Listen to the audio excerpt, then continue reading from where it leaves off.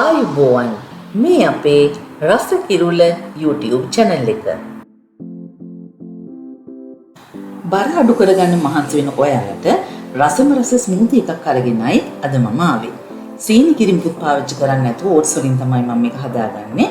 මුලින්ම ඕට්ස් හැඳි මේස හැඳි 3ක් විතර මම වාදනයකට දාලා ඇටි වරක් කරගත්ත රටින්දීත් මේ විදිහට දෙකක් විතර එකතු කරලා වතුර කෝප භාගයක් දාලා ටිකක් කලවම් කරලා විනාඩි 10ක් විතර මම මේක මේ විදිහට පෙඟෙන්න අරිනවා.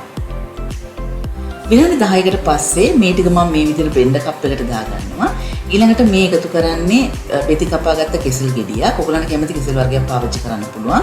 මේ තියෙන්නේ රෝස් කරගත්ත රටකජු කෝප කාලක් විතර. උරුඳු පොතු ස්වල්පයක්. ඊළඟට ලුණු පිංචක් එකතු කරලා කෝප භාගයේ කාපු මේකට මම වතුර එකතු කරනවා. දැන් මේ ටික හොඳට බ්ලෙන්ඩ් කරගන්නවා ගොඩක් ස්මූත් වෙනකම්. මේ තියෙන අපේ විදිහට හදාගත්ත ස්මූති එක මම කොහොම මේක බොහොම පහසුයි කියලා හදාගන්න. මේ විදිහට මම මේක සර්විං ග්ලාස් එකට වක් කරගන්නවා. ඊළඟට මේ විදිහට රටකජු දෙක තුනක් රෝස් කරගත්ත ඒවායින් දාලා මේක ගානිෂ් කරගන්නවා. මේක හැපෙනකොට ස්මූති එකත් එක්ක ඇත්තටම හරිම රසයි.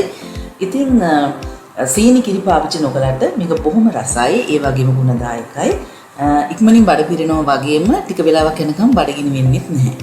ඉතින් ඩයට් කරන නොකරන ඕනම කෙනෙකුට හදලා රස බලන්න පුළුවන් බ්‍රෙක්ෆාස්ට් වගේම රාත්‍රී ආහාරයේ විදියට. රස කිරුල අපේ YouTube channel එක subscribe කරන්න. ඒ වගේම like කරලා, share කරලා, comment එකක් දාන්නත් අමතක කරන්න එපා.